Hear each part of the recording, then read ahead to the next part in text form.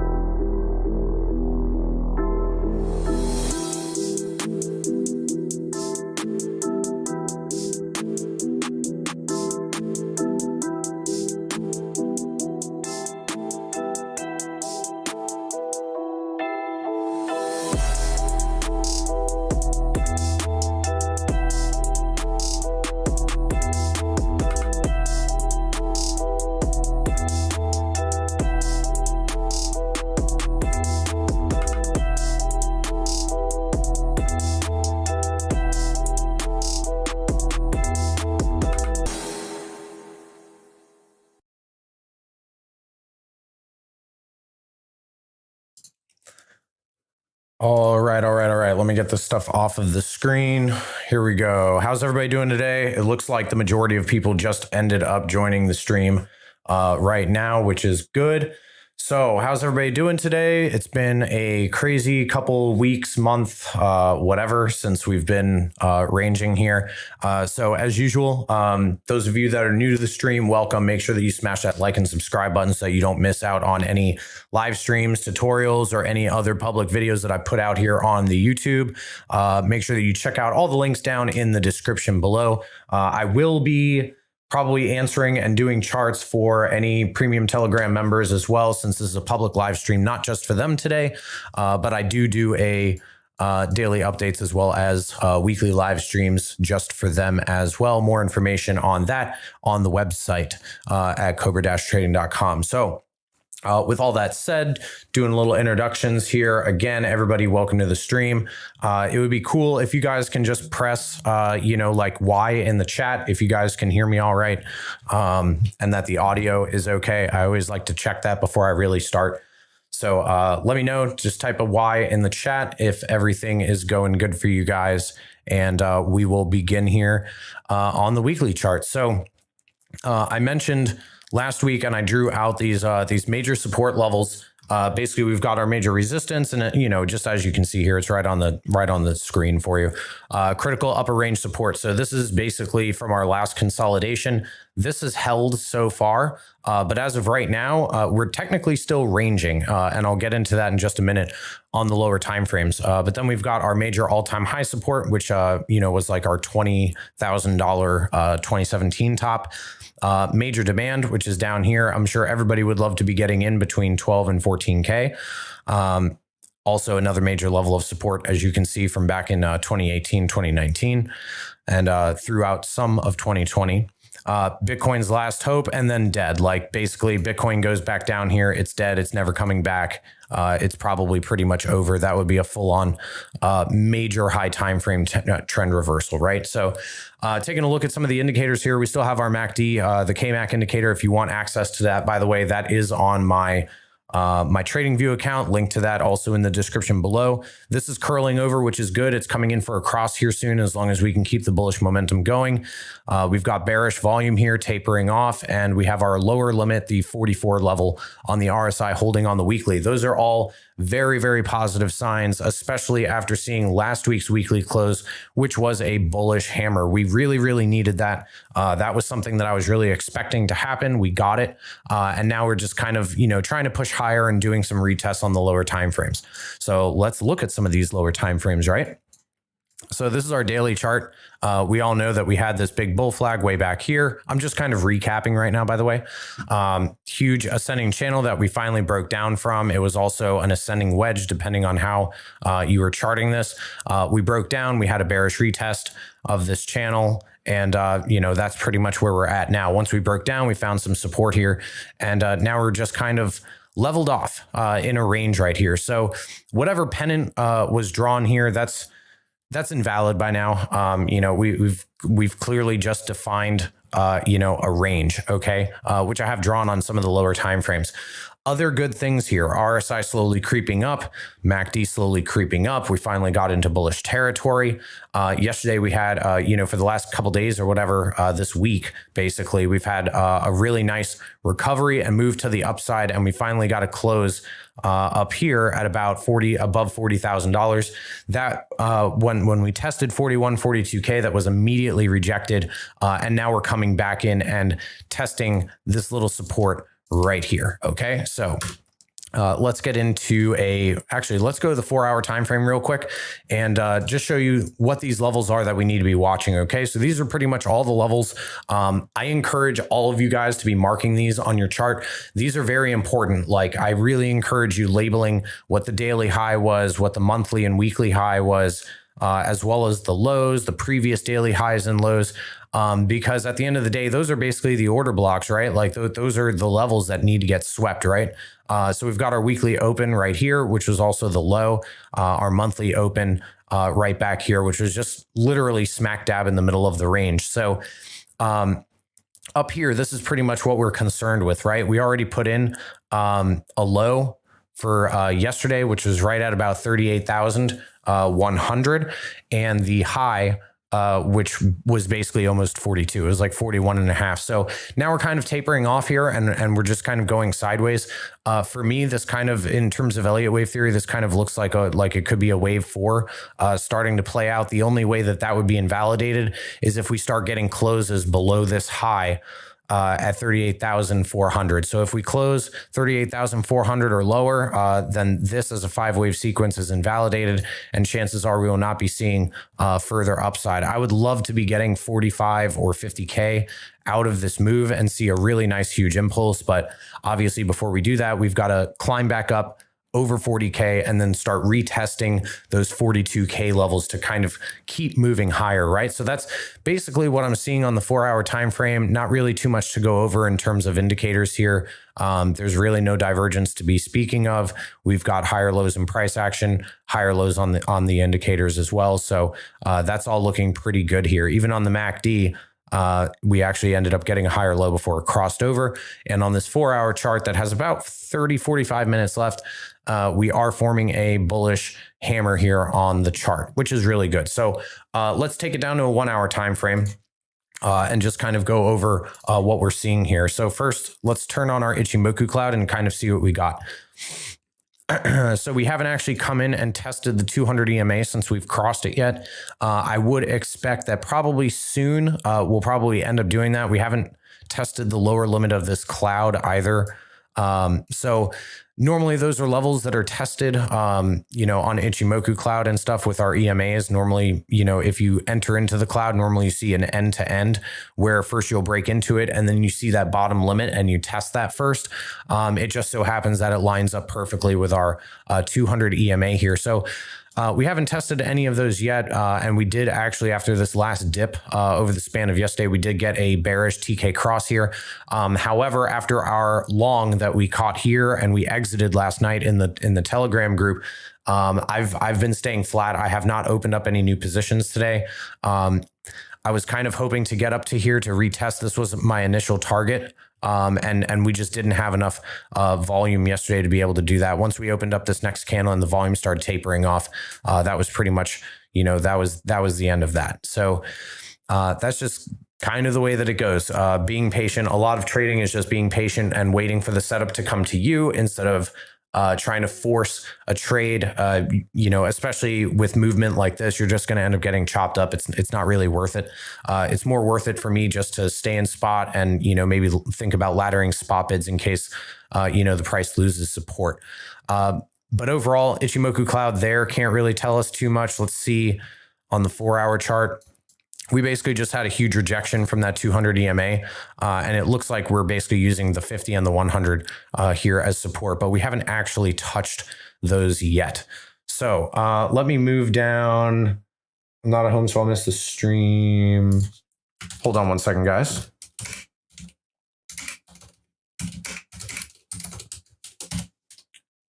Yeah, that's another thing. So any Telegram members that are in here right now, I love and appreciate you guys very much. If you guys do miss the stream just because of time zones or whatever, all of these are recorded.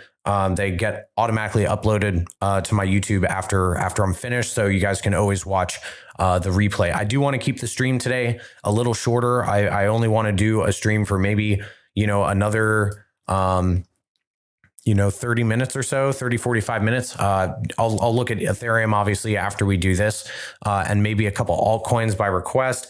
And then that'll be pretty much it. I want to keep these streams to an hour so that they're not like crazy intense long to be watching later on. So let's come back down here to the 1-hour chart and really break down what we got going on, right? So we've had a lot of patterns here forming on our 1-hour charts. We've had tons and tons of head and shoulder patterns all through this. I'll just illustrate this real quickly. Had one here. Okay, we had another one here. We had one here. Okay, it's just been crazy. Like this was a big one here. We just lots and lots of head and shoulder reversal patterns. This was one. Okay, so it's just been really, really ridiculous in terms of like head and shoulder patterns all through this consolidation. And I'll tell you what, right now, guys, this is something that you want to be looking for. Okay, like when you see a whole bunch of head and shoulders patterns back and forth flip-flopping against each other in a range, that normally means that you're probably just going to be wanting to play those patterns by themselves, and for the most part, not really think about positioning yourself for a swing position, because the price is just going to chop back and forth, right?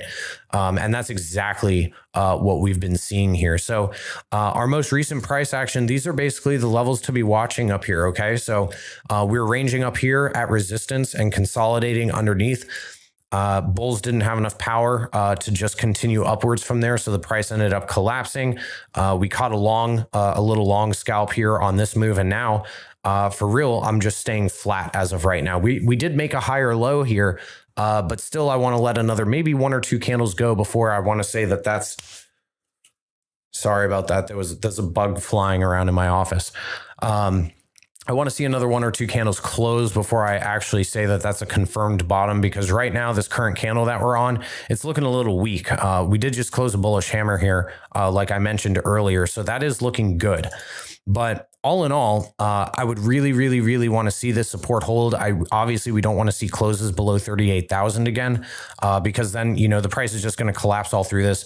There is a gap here on BitMEX. So if the price does start creeping down and start closing into that 38,000 territory or lower, we probably could see a pretty quick, swift move to the downside, into this lower support box between, like the mid or high 35 area to, up in the mid 36 area. So like this $1,000 range down here, really, really not trying to have the price action do that. But obviously, again, no one has a crystal ball. We don't really know, right? We can only make predictions based on what's happening and what we see and what the data tells us.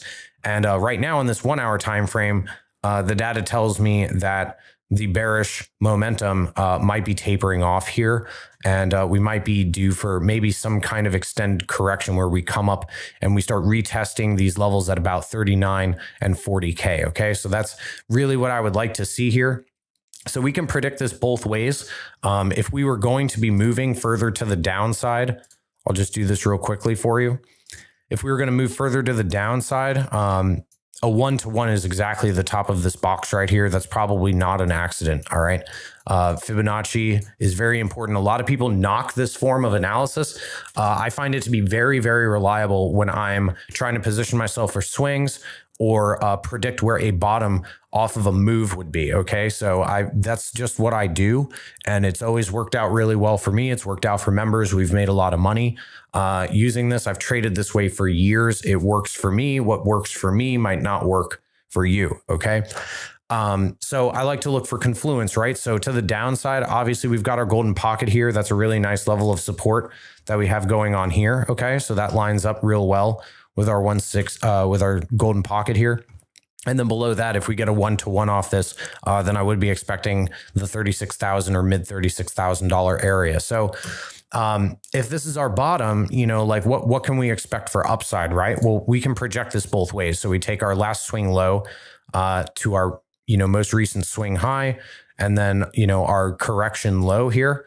And this is what we got. So the golden pocket up here is right at 42,002.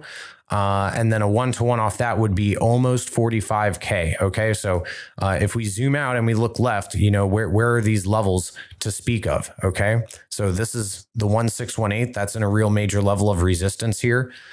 We've got the top of our golden pocket reaching into the 786. That's another major level of resistance here. And then that 1-to-1 is, basically the same area of consolidation, right? So that's going to be a really big area to be getting through. We just have to, see how much spot volume basically is going to be coming into the market for that. So indicators, again, not really going to do too much for us here because the price action is starting to move flat. The volume is starting to taper off here, which is why I am staying flat on this move. So that's pretty much what the deal is with that. Now let's switch over and take a look at what the liquidation levels are doing, right? Let's go ahead and refresh this real quick. You guys know that I love liquidity analysis and volume analysis. I've been getting a lot more into it lately, and it has been helping me personally with my trading a lot. It's it's been a lot better in terms of predicting which way the price action is going to be going, because typically the price will move in the direction of least resistance, right? So if we're closer to orders up here getting liquidated, then you would assume that the price is probably going to move up higher. Is this 100% guaranteed? No, of course not. Nothing is 100% guaranteed in trading. All right, guys. But in general, right now, I would like to see the price climbing up to here to start taking out some of these 100x longs. Okay, if we really dive deep into just this section of the price action, this is what we got right now. So let's see, we've got a 50x long here for 100 million right at 39.1. And then we've got some 100x orders for 83 and 57 million right at 39 and 39.15. Okay, so that's pretty much the areas that I'm going to be looking for. I think we sweep those and then kind of level off again. Maybe come down and tap this this long order down here at 38.5. But again, this is Binance. They have the most volume. Sometimes we get a better picture if we take a look at the BitMEX chart. So this is the BitMEX liquidations. Again, guys, if you're wondering what this platform is, it's called highblockcapital.com. I have tutorials on how to use this. I got links in the description below if you guys want to check this platform out. I use this platform literally every single day. I heavily use this in my analysis. You can set up these charts however you want. You don't necessarily have to have this thing on the screen. You can take that off or put it back on, whatever you want to do. And they've got a lot of liquidity and volume analysis tools on this exchange. So if I was going long here, what would I be expecting? Well, I would be expecting to be laddering and probably not putting any orders below the low of this last candle. Obviously, if that low breaks, then it's going to be a trend continuation to the downside. And that's when we're probably going to start seeing these levels be targeted.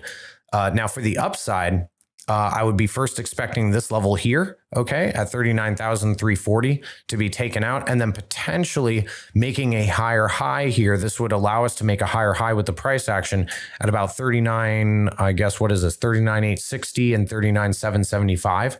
Okay, so those are pretty key levels. And, that's basically what I would be watching for if I was trying to get into a long position off of this one single lower high. Normally, that's a more risky thing to be doing with only one higher low. So again, you would be placing your stop loss below that most recent low here to protect yourself in case this is a continuation, okay, to the downside. Now, if it's continuation to the upside and we make a higher high here, then that could potentially turn into, a trade that you hold throughout the weekend, or, it moves up here to retest these highs, move your stop to break even, and then let it ride, potentially adding on dips if you're trying to position yourself in a swing, okay? So we do have the price starting to move up here. We do have the open interest starting to move up, and then down here, these are all of the other indicators that I like to have on, right? So this is just aggregated buy and sell volume across all the exchanges. And then this is global longs and shorts on Binance, global longs and shorts on OKEx, and global longs and shorts on Huobi. So keep in mind, this is on a 1 hour chart, okay? Huobi has been net short for quite some time. It almost crossed, I guess just yesterday or 2 days ago. And now it's looking like we might be coming in for a cross and they're going to be net long. If all of these exchanges are net long at the same time, that is typically a very bullish thing for Bitcoin. That means the general sentiment is up, okay? So this is something that I really like to look out for, especially obviously with all of these liquidation levels and stuff. I find that BitMEX is a little more it's really accurate with how the levels end up getting tapped, okay? Like you can see this is perfectly illustrated from yesterday, right? After we had that gap up, we had long liquidations here. Like people longed this gap. It made the price jump up. I don't know what this was. Maybe BitMEX had downtime or something. And price continued to move to the upside. Well, when all of that liquidity got swept and this low broke, that was the very first thing that was targeted. They got swept. And then we actually ended up gaining support there and starting to move up to the upside.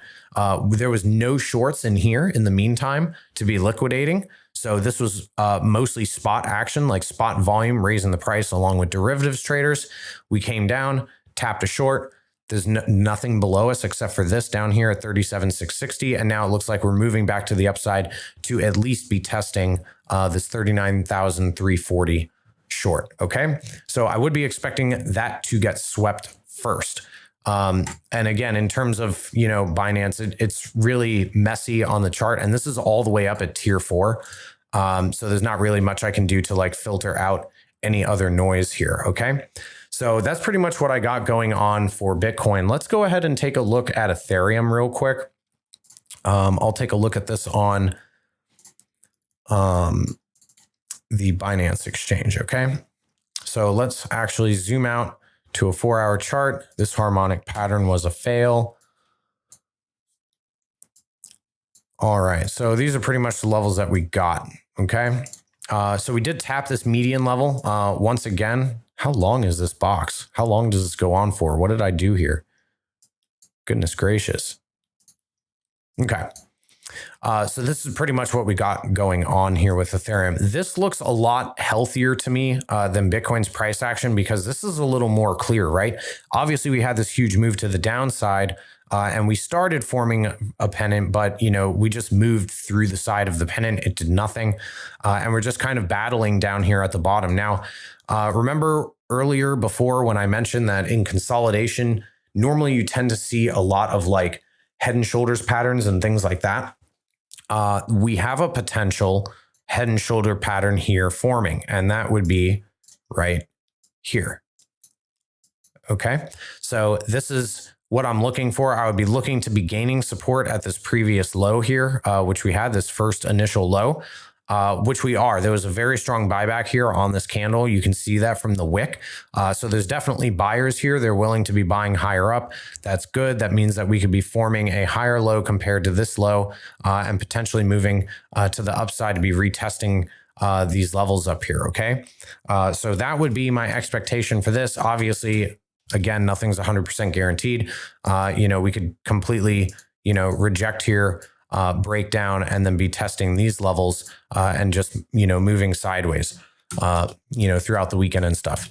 But that's honestly what I would be expecting. Head and shoulders, pretty classic reversal pattern. They're just like other patterns, right? In crypto, between 50 and 65% reliable. In traditional markets, a little more so, maybe 70% reliable. And again, if you guys are new here to the channel, go check out the videos I have. I've got videos on patterns, which ones they are, how to identify them, how to trade them, how to put stop losses for them appropriately, and all of that good stuff. Lots of good information here on this channel, guys.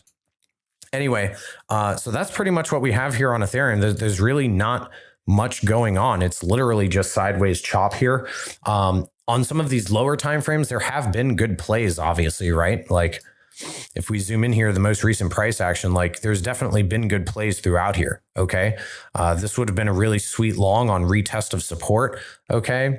This would have been a pretty good short after, the support broke here and we got a retest of that. This would have been a pretty good short to be laddering, and you would have caught the majority of this probably until around here when you got out. But we've got this sweeping arcing high, right? And basically we don't, on these lower timeframes, we don't want to see this trend line be breaking. Okay. And we've got this support here or resistance here. Okay. So that's pretty much what I'm seeing on Ethereum. I would like to see the kind of midsection of this pattern be broken and move to the top side. That resistance is right directly above us right here. Okay. So if I zoom in here, I know some of you are probably looking at this on your phones and stuff. That's what I mean by that midline of support. So for anything with ETH, as long as we continue with this momentum, and this was like, just kind of consolidation here before another move up, I would like to see something like that. Okay. Sorry, that line was really terrible. I'd like to see something like this. Okay. And just kind of start moving through these levels again. We can kind of go ahead and, project, where are these levels going to be? Okay. So if we zoom out here, let's come up to a 1 hour chart and do that real quick.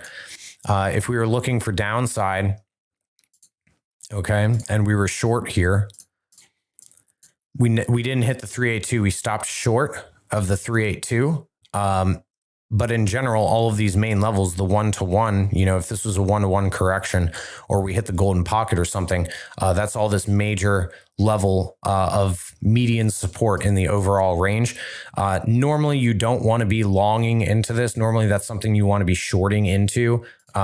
It's really, really risky longing into a median line or like a mean reversion, because typically those median lines do not tend to hold. Now, that hasn't been the case recently with this, but in my experience, normally after you form a range, normally this area doesn't hold the first couple times and you end up breaking down.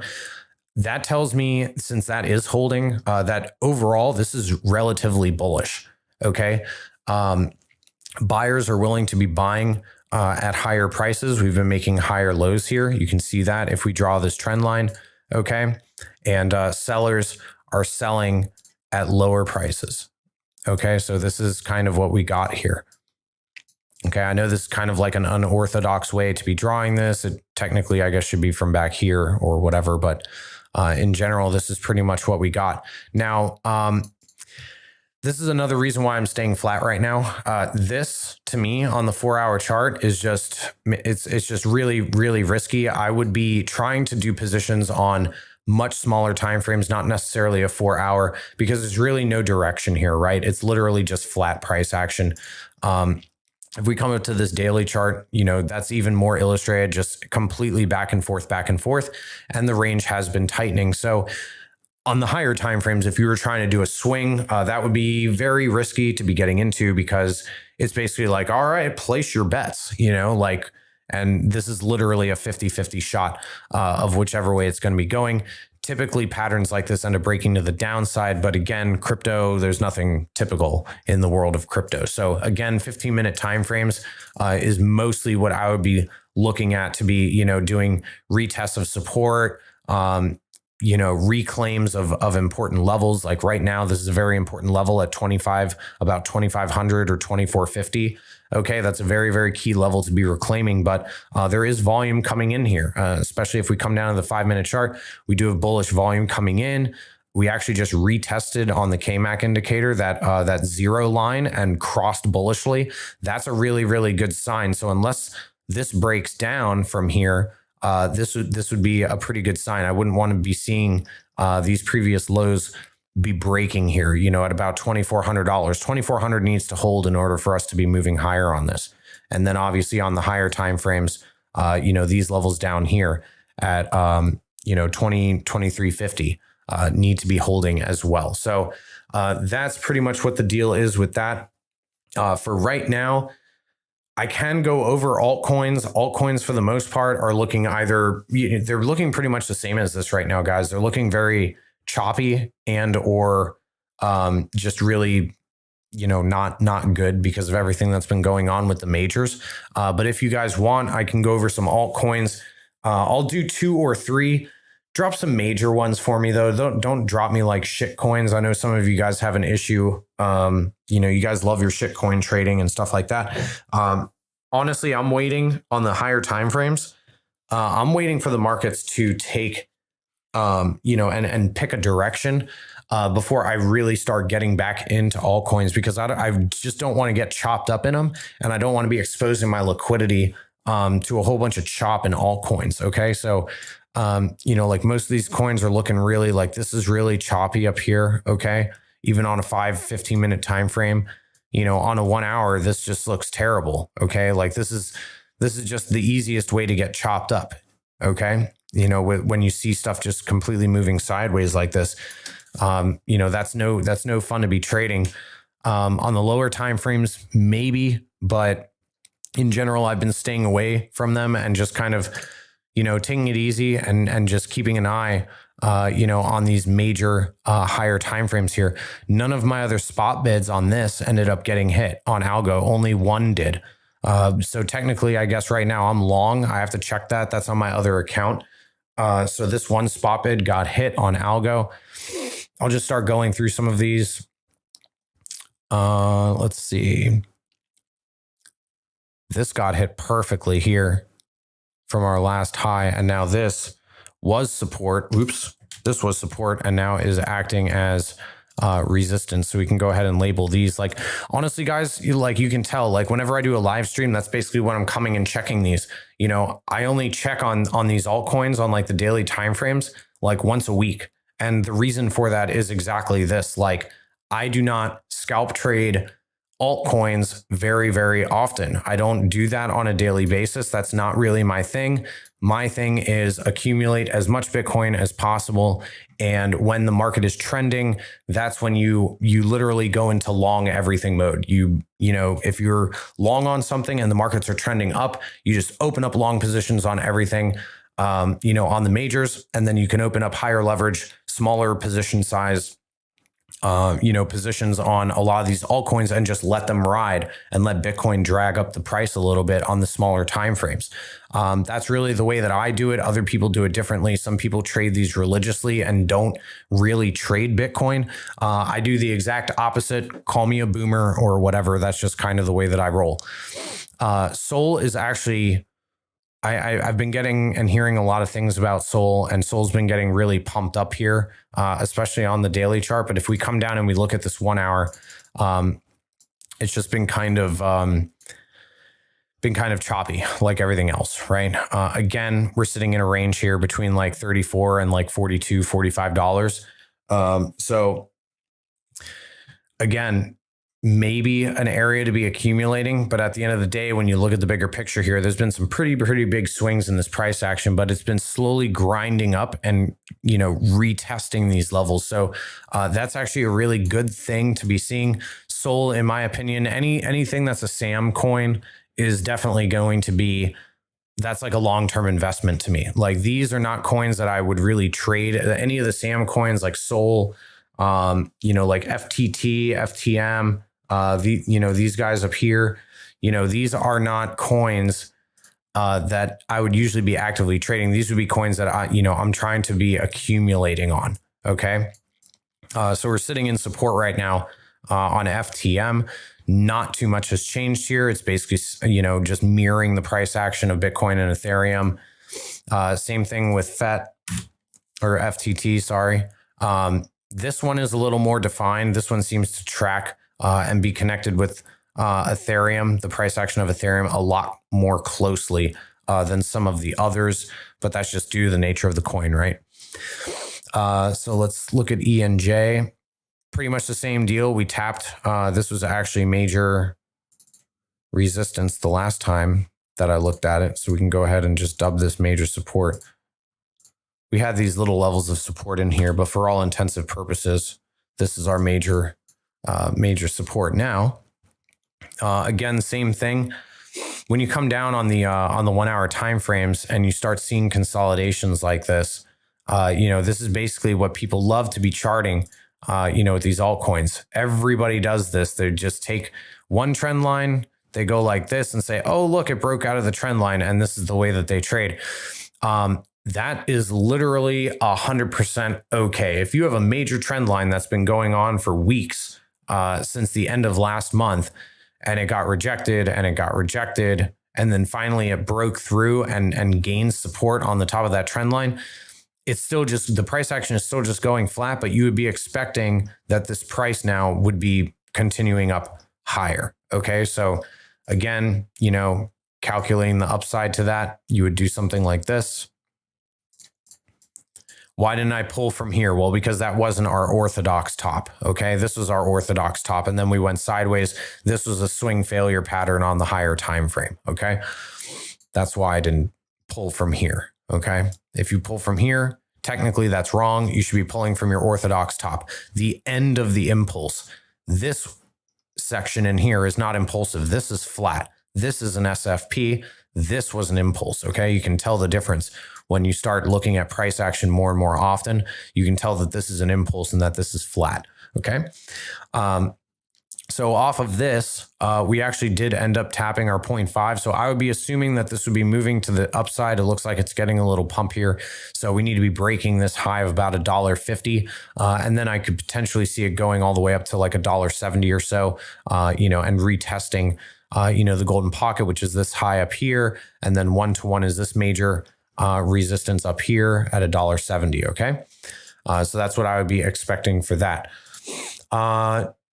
Someone was asking for H-bar. Sorry, dude, I'm not going to chart H-bar. Can you do analysis on Lena and Alpha? I will do Alpha real quickly. Again, I do want to be ending the stream here in about 10 minutes. All right, guys, I don't want the stream to be going on. It makes the replays really, really rough for people. If the thing is more than an hour, it just starts getting really, really rough. Let me actually check something here real quickly. Looks like YouTube will not tell me how long I've been streaming for. Oh, it will. Okay, here it is. 40 minutes. Okay. So yeah, in about 20 minutes, I will do that. So let's go ahead and do Alpha. I don't think I have Alpha on this list. Let me go ahead and add that.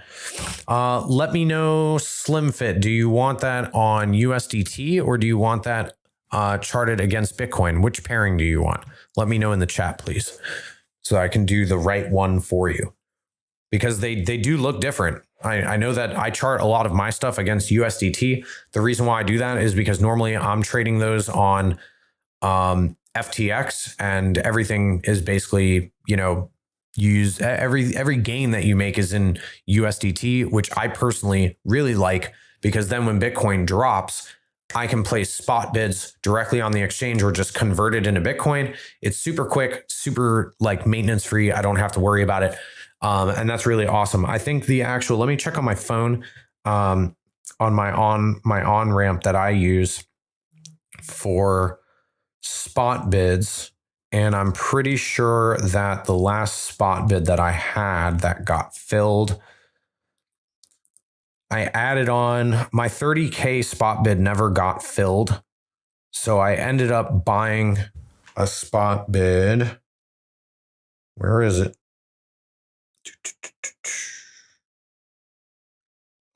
Here. I bought a spot bid on June 8th at noon at 31,006. So that was my last spot bid, because mine didn't get filled at and remember, guys, when you guys are scaling in and buying, I'm not saying take out a $10,000 loan and go really hard and start doing spot bids of 10K and more. Most people don't have the liquidity to be doing that. I do not have liquidity to have my spot bids be $10,000 or $20,000 a piece. I don't roll like that. I'm not gonna do that. I'm not a millionaire or anything. When I'm saying spot bids, I'm saying 250, 500 or 1,000. And that's what I do. Every time that I see the price action drop really hard, that's normally what I do. What is the on-ramp that lets you do limit orders? Unfortunately, there isn't an on-ramp that will let you do limit orders, or at least not one that I am aware at. Now, I know that if you have a Coinbase account, you can go on GDAX and you can set limit orders there and have those just be resting bids. But it has to be, in order to do that, you have to do that on an actual exchange. So you would have to do that on Binance US, FTX US, whatever. Now, for me personally, if I'm on the go and I'm not at my computer, I personally will use Cash App. I've done that before. I will use Cash App. If I get an alert on TradingView that the price has gone down 10, 15% or something, 8, 10, 12%, normally I would just load up Cash App real quick and just be $500 or $1,000 or whatever, and just buy it and just leave it on the Cash App and just let that float there, because that's just spot Bitcoin, right? You can withdraw that Bitcoin, you can put it wherever. So that's normally what I do, is I will set alerts, and whatever on ramp I'm using, whether it's BlockFi, the BlockFi app is probably the best one, by the way. BlockFi, Coinbase is obviously really popular, but the fees are really high. I don't recommend using that. But you can do it a lot of different ways. You can do it with setting alerts like this on TradingView. I guess SlimFit's not here, so I'm going to chart Alpha, but I'm going to do it on USDT. I waited long enough. So there's a couple ways that I do that, but usually if I see the price dip that much, normally I'll just buy it real quick, right then and there on Cash App. It's super quick. It's super easy. I don't have to worry about anything. I don't have to be logging into accounts. I just scan my fingerprint on my phone, get into the Cash App, switch over to the Bitcoin thing, push buy, and it's done. really quick, really simple. Now you shouldn't, if you're doing that with large amounts, like I don't leave ladders there. And I don't accumulate, obviously, and just hold that in my Cash App, right? Like I buy it, I'll leave it alone for like a day or whatever, make sure that all the transactions clear, and then I'll transfer it off of there and send it either to an exchange or to a hardware wallet or whatever I'm doing, depending on, you know, where I'm allocating those funds. Okay. So always keep that in mind. Whatever your on-ramp is, you know, if it's one of these apps or whatever, don't leave your Bitcoin on those apps. Okay. Like with Cash App, you know, you don't have access to any of those private keys. If you lose that Bitcoin, it's gone. If somebody hacks your Cash App account, it's gone. If Cash App decides to screw with your account, it's gone. So don't leave big money there. You know, just, I use that for small bids only, $1,000 and less. If I'm doing a really big spot bid, like 5K, 10K or more, then that's when I will be using, you know, a more professional, you know, thing like, you know, Coinbase or something, regardless of the fees. So that's normally what I do. Now let's take a look at this daily chart first here. Let me stop zooming in and out first and get situated here. So this is the lifespan of alpha. Let's just do our labels real quick on the high time frames. Okay. It looks like we've got basically all-time high resistance here. We've got major support here.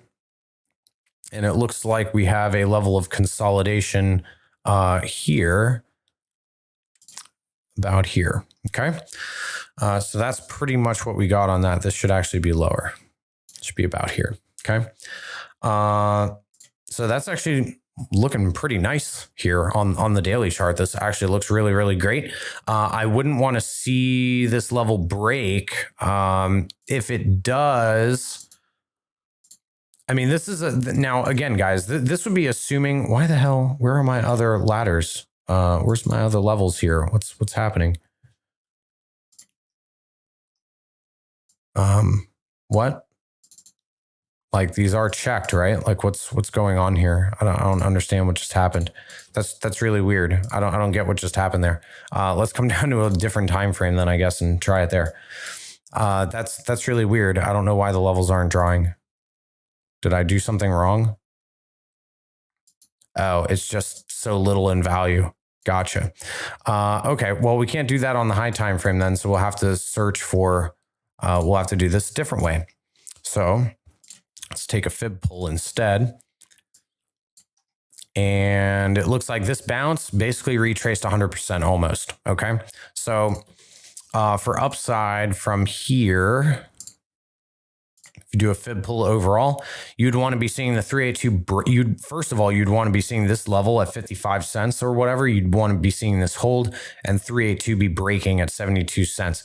If that breaks, your next level of resistance is basically this 1-to-1 up here at about $1. So again, this is basically just really key levels of they're big, like psychological levels, right? 50 cents, $1, 75 cents.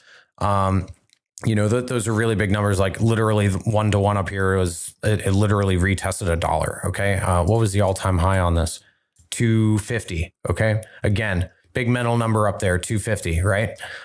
So these are actually a little easier to play when they're worth less like this, because you can play off of those really mental numbers. Let's take a look at our indicators and see what's going on here on the 4-hour chart. This looks good. This is just basically flat here, so not too much going on.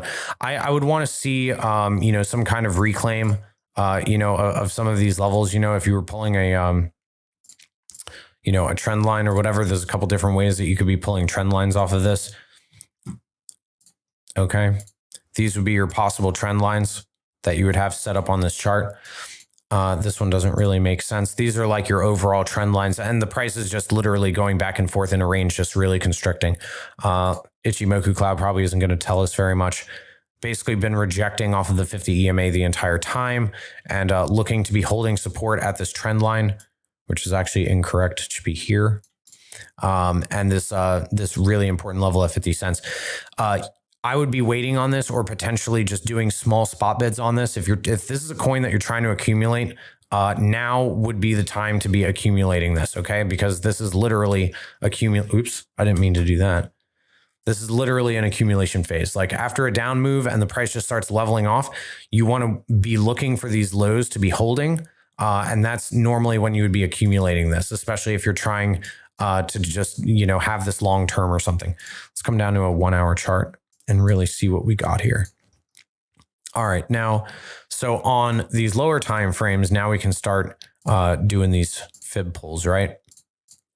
So our 382 held here. That's really good that we got a nice reaction off of this on alpha. Okay, this is really good that the 382 hold, and now it's starting to move higher. Okay, so if you were going to be projecting upside on this, if you were in a long scalp right now, which I'm assuming you are, if you're asking me to chart this, it would look something like this. So you've got your major resistance at 63 cents. So that would be target 1 for me. Target 2 would be the 618 up here. And then target 3 would be a full 1-to-1 up here at exactly this level of resistance. Okay. And then anything beyond that would just be, you let that ride. Right. And then your next level that you'd be testing is up here. Okay. So that's pretty much what I see with alpha. Tons of value, man. Thanks. Glad to see you're still putting out all this valuable content for free. Legend. Thank you very much, Joe. Appreciate it. When on-ramp lets you, those are the old messages. Got you. Yeah, no, there's no, unfortunately, especially if you're located in the United States, the whole KYC thing and everything that's going on with the SEC now, and nobody knows what's really going to happen, with the laws and the legislation and the ETF and all of this stuff. It's, you got to do the KYC. You don't have a choice. There's no, but buying Bitcoin with gift cards and credit cards and, being able to hide your purchases and stuff in the United States. Those are all things of the past. Okay. They're going to be taxing you on it. They're making all of these guys adhere, and all of these exchanges and providers, they're making them all do KYC and offer that. They're making them be compliant with the laws here that we have in this country. That's good and bad. It's a double-edged sword, right? Like we can still buy Bitcoin, but now it has to be attached, to our tax ID numbers, our socials and stuff like that, which is not good. So there still are solutions for that. And I'll actually bring one right now up to you guys. I think it's called bisq.network. Yeah. So this is really what I like using. Again, this is not like a paid promotion or anything. I just legit use this. Okay. This is a completely decentralized platform. And this is awesome. Like this is what I use. There is no ID verification. Why? Because it's decentralized. Duh. Okay. That means that it's safe and private. It's easy to use to an extent. Okay. If you're familiar with how peer-to-peer purchases go, then you will be okay with this. Sorry about that. You will be okay with that. Okay. It is open source. They've got the whole thing on GitHub. You can join them on all of their social medias. But this is not really a difficult thing to be using. You download it, you back up your keys, you create your payment account. However, these are all the payment methods that they can use, right? So there's a lot. Okay. Look at all of these. Zelle, Western Union, Uphold, WeChat. You can do bank transfers, SEPAs, and honestly, the bank transfers, which are same day, honestly, even though it's a small amount, 0.25, those are probably the easiest way to not have stuff directly connected to your name. Now, granted, it's transferring from your bank, but it's just going from one person's account to another. There's billions of those transactions happening every single day all over the world. It's called a wire. You know what I mean? So that's probably the best way, because there's no like literal history of what the purchase was. It's just a dollar amount transfer. So that one is probably really good. SEPA, Revolut, Perfect Money. I don't know what that is. MoneyGram, WeChat Pay, and Western Union, I would probably stay away from. That's sending physical, like physical cash basically to somebody. But there's a whole bunch on here. You can do Amazon e-gift cards. That's also a really good way to be doing that. Once you buy the gift card, you can go into like a local store. You can buy these in cash. Okay. Advanced cash, I don't know what that is. Sending cash by mail, I never recommend that. Cash deposit, again, that's just like going into the bank and direct depositing money into someone's account. That's also a really good way to be doing this. So they did get rid of PayPal. They don't do PayPal anymore, but they do Zelle. And Zelle in the US, at least, is a really, really good way to do it because, again, that's a bank-to-bank transfer. That's like the best way to be doing it because it's like you're paying a friend back for a service, right? There's no like receipt of, hey, I transferred money to this guy and it was for Bitcoin. So if you're in the US, Zelle is normally what I use for this. I normally try to do that. Again, you can only do a quarter Bitcoin at a time, but again, that's really not that big of a deal. You can do Uphold as well because it's global. But again, there's going to be a transaction history of that associated with digital assets because it's Uphold. They require KYC. Okay, so with Zelle in the US, you already have your bank account. It's in your name. If you're just sending somebody money, there's no receipt of what that money was for. So you go and you set all that stuff up, and then you've got you've got some other things that you need to do to be setting this up, but that's basically it. I will tell you that you do have to have some kind of with this, you do have to have some kind of money in your escrow account to prove that you're a real person and prove that you're serious about buying it. So like if you're trying to buy 0.25 Bitcoin, I think you need to deposit minimum of like 0.025 or 0.02 or something like that to your escrow account so that you can like verify your account on the decentralized network. Basically, I'm not going to I have Bisq installed on this system.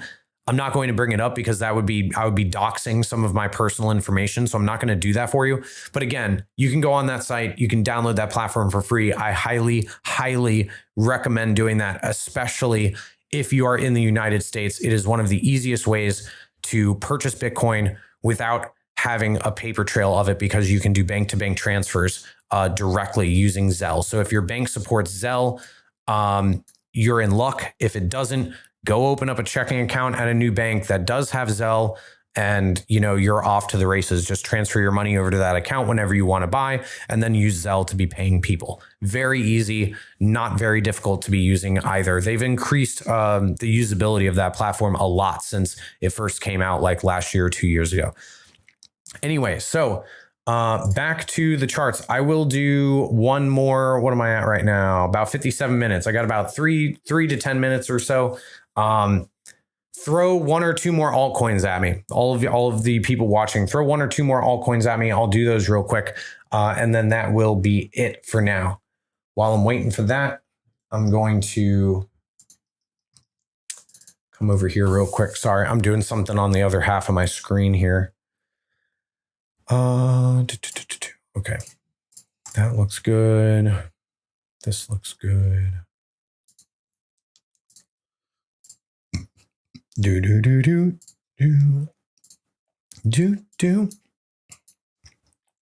So it looks like Bitcoin is actually rejecting. I just caught something on the exchange. Again, I'm not in a position right now. It's getting later in the week. We've already made pretty decent money this week off a few trades. So I'm not really too worried about forcing to get into a position today. But it looks like this is going to be moving lower here.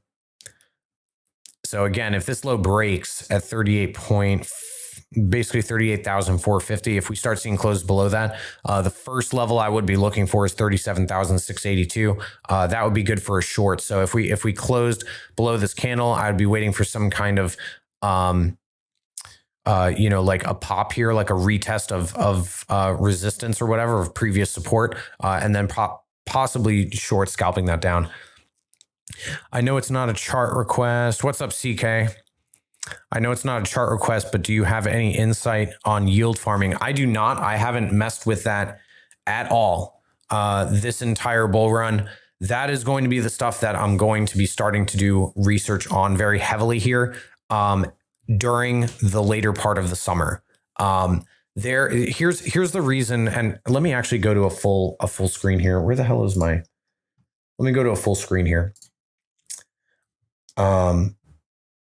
Hold on, guys, 1 second.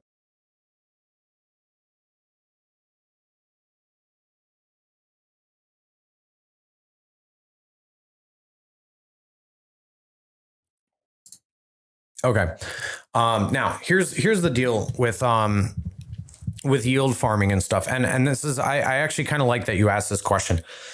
The reason why I have not gotten into yield farming or any of this Uniswap stuff or any of these like really heavy into DeFi tokens, like I'll trade them on FTX. But in terms of staking, yield farming, and all that stuff, the main reason why I haven't really gotten into those is because there are so many different platforms that are competing with each other right now, that are these, all of these platforms, right, that are like bridges from one network to the other. And, the DAI network is going to talk to the Prism network, is going to talk to the Uniswap network, is going to talk to the Ethereum network.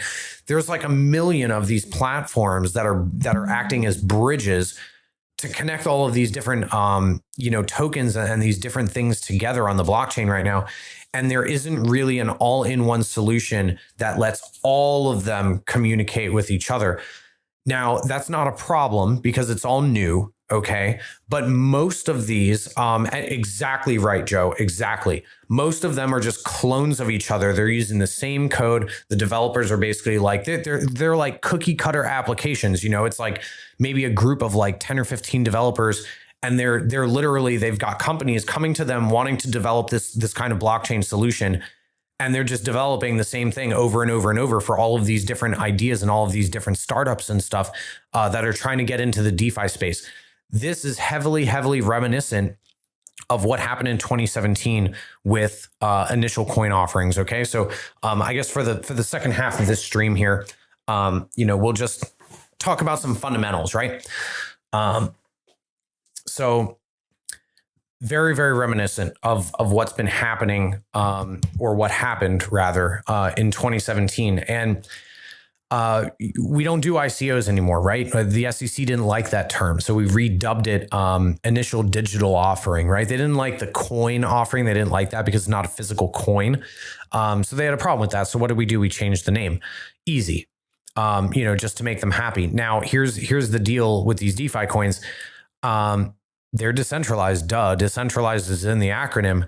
And because of that, obviously, there's very little to no regulation on them at all. And you don't know, just like in 2017, we don't know still, because personally, my opinion is that the bull run is not over. As long as we hold 30K in the mid to long term, this bull run's not done.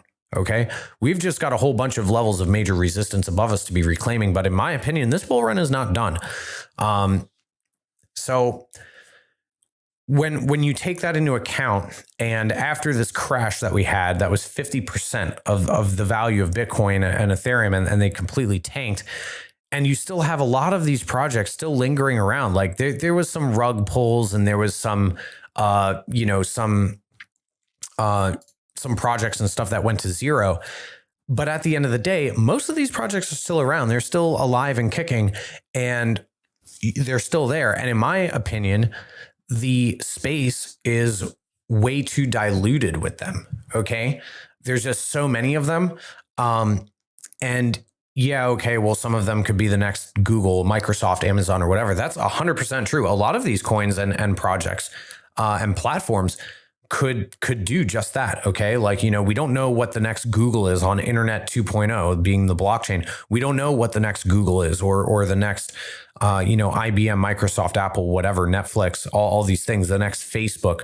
But there's a lot of platforms being developed in the DeFi space and on the Ethereum blockchain. There's a lot of social media networks that are starting to be, to start building, that use the blockchain. There's a lot of banking solutions. There's a lot of staking solutions. And then there's all these platform solutions that link all of those networks together. The problem is that there's just too damn many of them. I don't like just throwing my money in. You guys know this, like the entire bull run, I was not throwing my money into random coins and watching them go 100 and whatever percent. I don't do that because it's too much hype. And I know that for me personally, it's too much to keep track of. And I know that if I let that money sit there, it's probably going to go to zero. A lot of those companies are going to go to zero, or they'll end up getting delisted, or their coin goes down in value so much that the team can't fund the developers anymore. The developers abandon the project. Like we saw that happen a lot in 2017, the end of 2017, 2018 and stuff, when projects started getting abandoned, getting delisted from exchanges, going to zero, rug pulling, exit scamming. We have seen a little bit of that in this most recent dip on Bitcoin. However, this is why I don't think that the bull run is over. There's still way, way too many of those projects for me personally to be deciding, okay, let me sit down and pull the projects that are still around and be doing research on all of them and reading all the white papers, looking into the developers, doing research on who they are, where they come from and stuff like that. There's just too many. I want the space to get washed out a little more. And honestly, I think that probably for the rest of the summer, we probably just move sideways. Honestly, I would love going back to the chart here. This is my algo. Still long on the algo. I would love, for Bitcoin to retap this support level and keep moving higher and break through and go for another leg up on this. Okay. And then that's one thing I didn't answer. Somebody actually just messaged me and was like, hey, well, what are your longer term targets for the upside if Bitcoin keeps going up? I'll tell you exactly what they are. If I was long here, my first target would be 40. My second target would be 42. My third target would be 45. Very easy, right? 40, 42, 45. And those we know for a fact are all major levels of resistance, okay? If this goes for another run up, which honestly, it's looking like, it's just really hard to tell because we're still in this range. So, this could still be corrective in a 3-wave pattern. And now we're correcting from this 3 and we're going to have a little mini 3 down. In which case, downside shorters, these are the targets that shorters are looking for. Shorters are looking for 37 and they're looking for 35. Okay, that's what they're looking for.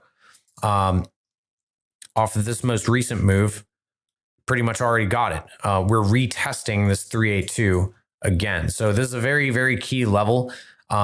I think that if this breaks down today, I think we probably will see a continuation to the downside, in which case I will be looking for support and good bullish volume, and then likely placing another spot bid somewhere in here and waiting for confirmation that this is going to continue moving up.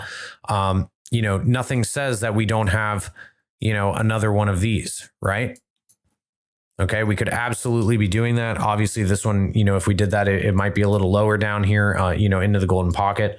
Okay, do something like this and then rock it off. Okay, and see another impulse like we saw here.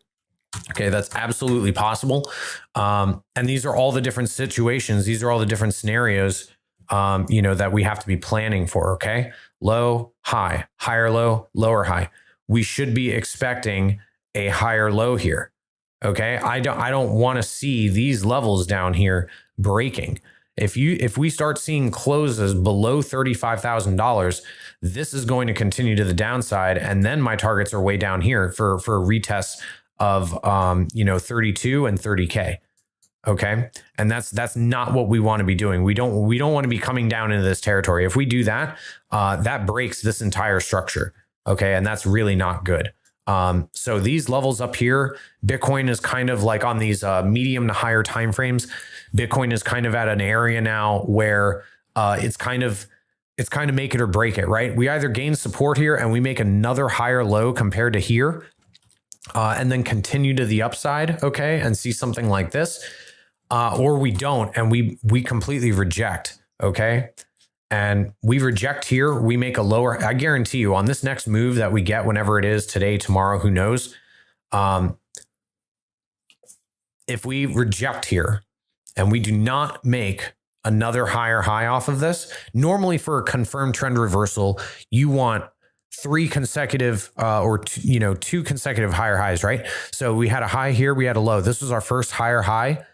We have to make a higher low here, okay? You want 2. This would be 1. This would be 2. You want 2 consecutive higher lows and 2 consecutive higher highs. This would be a higher high up here. Okay. And that's what we would need to be confirming a trend change. After something like that, it would be a 5-wave sequence. We would see probably consolidation under major resistance, around 42, 45, and then be pushing up higher. Now, why do I think that? Well, if we go back again, left gives us clues, right? Okay, let's go way back here during the impulses. 3 waves down. Okay, so something, this isn't the best example because the price tanked right after, but this is basically what we're seeing now, right? We had like an impulse, we had a correction, we had another impulse, we're getting another correction. For those of you that like the fractal patterns or whatever, this is, pretty reminiscent of what we're seeing right now. Okay, this is very possible to see something like this.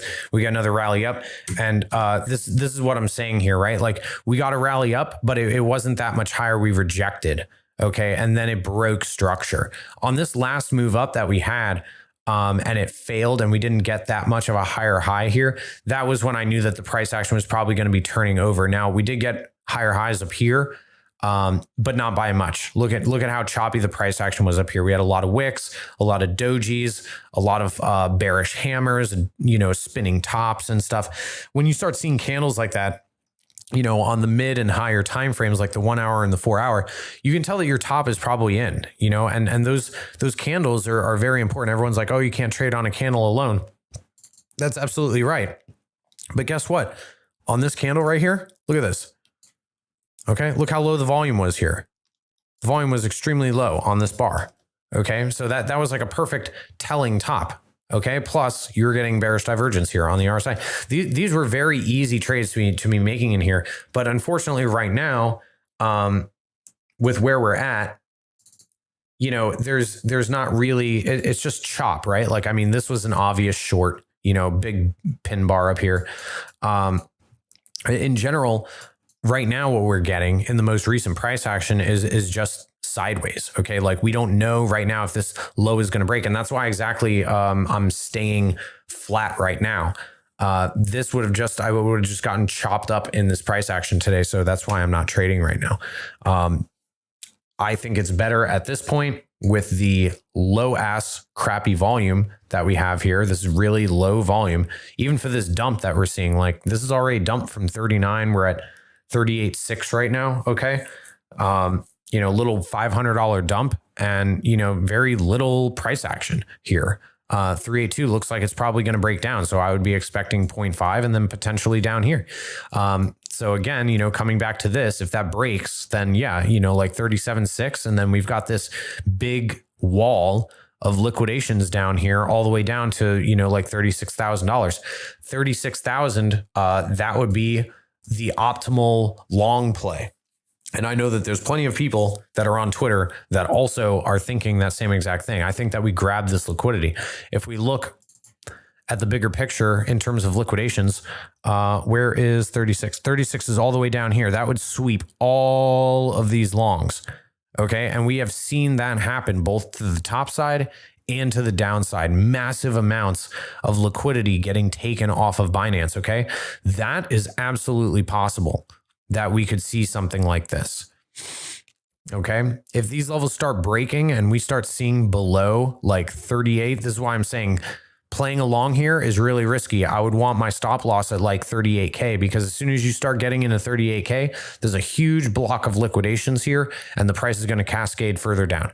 And once you start getting these 50 and 25X shorts, you're certainly going to start hitting these yellow ones, which are the 100Xs. And those are right above 36. Okay, so 36K, and then there's a gap here. Okay, so this would be my target to be longing, is the bottom of this major, this big pool here. Okay. Again, if you guys want links to all this stuff, it's in the description below. I'm going to go ahead and end the stream, guys. Really appreciate all of you coming in here with me today. Let me go back to my camera real quick.